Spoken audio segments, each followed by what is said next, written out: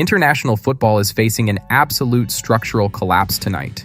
An explosive internal leak has just confirmed that Europe's biggest football heavyweights have launched a unified open revolt against FIFA, accusing President Gianni Infantino and the scheduling committee of executing a calculated corporate sabotage to physically exhaust European squads before the high-stakes final rounds. The joint ultimatum has been delivered directly to Zurich. The walkout threat is active, and the entire economic framework of the world's most lucrative sporting event is on the edge of total collapse. To the casual television consumer watching the advanced knockout brackets unfold, the scheduling appears standard, a neutral administrative process that distributes matches across host cities in a logical geographic sequence. What the cameras do not show is what the medical telemetry inside European training facilities has been documenting for weeks, and what that data reveals about the tournament calendar that FIFA's scheduling committee produced is something the governing body cannot explain through administrative coincidence. European squad coordinators have compiled a body of evidence that shows, with statistical consistency across every major traveling delegation, that their match schedule has been constructed to maximize the physical cost of tournament participation in ways that the host nation squads and the commercial bracket favorites identified in FIFA's internal valuation models are entirely insulated from.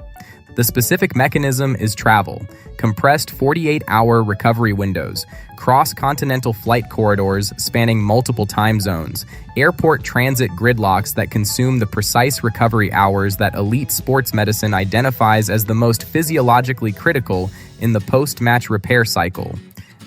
Elite human bodies forced to endure 3, 4, 5 hours of high-altitude flight in the 48-hour window before a World Cup knockout match are not competing on equal terms with opponents who trained in the same city, slept in the same time zone, and arrived at the stadium having absorbed the full benefit of a 72-hour recovery corridor. The coaches know this. The medical teams have documented it. And the European football hierarchy has reached a collective conclusion that the word most precisely describing what their squads are experiencing is not bad luck. It is not logistical inevitability. It is design. The institutional rebellion manifested with the precision and coordination of organizations that had been building toward this moment for weeks. The French and German federations, acting as the institutional anchors of a broader European coalition, delivered a joint, unredacted legal dossier directly to Gianni Infantino's compliance desk, bypassing every standard matchday communication channel that FIFA uses to manage and delay formal complaints before they reach decision-making level. The demand inside that dossier is non-negotiable and time-limited. An immediate, independently supervised overhaul of the knockout recovery timelines, bringing every competing nation to a minimum 72-hour window before each fixture, with verified geographic scheduling that eliminates the cross-continental travel asymmetry, or the European coalition executes a coordinated, simultaneous mass walkout from the advanced knockout rounds.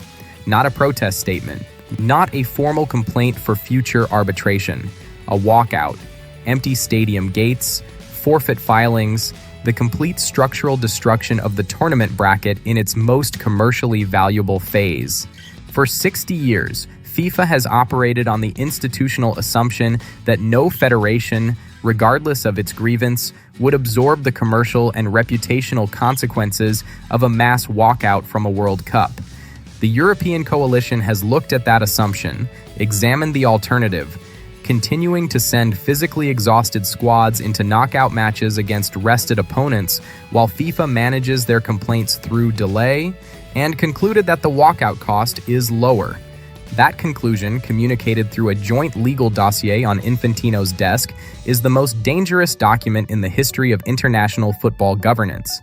Follow the money, because this is where the abstract institutional conflict becomes a concrete, immediate financial catastrophe that every boardroom connected to this tournament is already living inside. The modern World Cup commercial cycle is built entirely on the premise that star-studded European matchups will dominate primetime broadcast windows and drive the peak consumer advertising impressions that justify the historical rights premiums that FIFA's broadcast partners paid.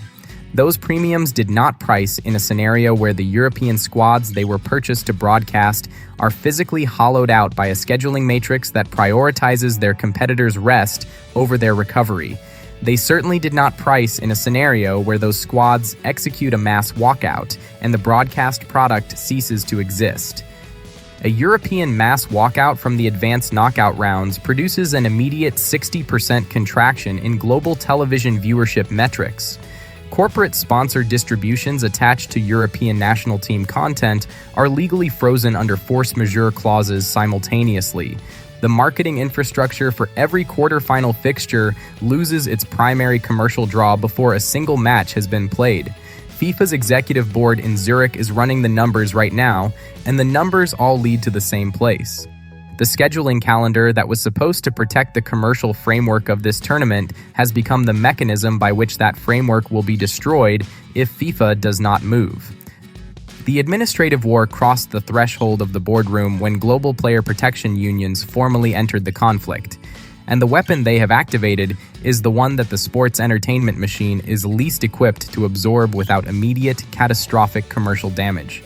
Player representatives, backed by documented soft tissue injury data showing a statistically significant spike in hamstring tears, calf strains, and grade 2 muscle pulls among European squad members competing under compressed recovery windows, have issued a formal ultimatum that goes beyond the scheduling dispute entirely.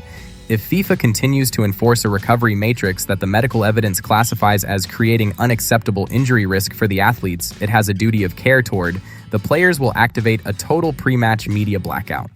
No pre-match press junkets, no mandatory sponsor alignment photography, no post-match broadcast interviews, the commercial content generation that the networks pay billions for the right to access, the player access that turns a sporting event into a media product, simply stops. The human beings on the turf withdraw their commercial cooperation from the machine that has been treating their bodies as expendable scheduling variables, and the machine, which cannot produce its product without their cooperation, is left holding contracts it can no longer fulfill and advertisers it can no longer serve. The FIFA commercial architecture has no operational response to that scenario. It was never designed to manage athletes who understood their own leverage and decided to use it.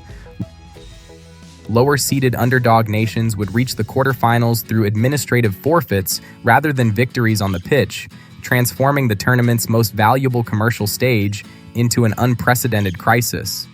Broadcast partners expecting blockbuster European matchups would instead face dramatically reduced audiences and weakened advertising value.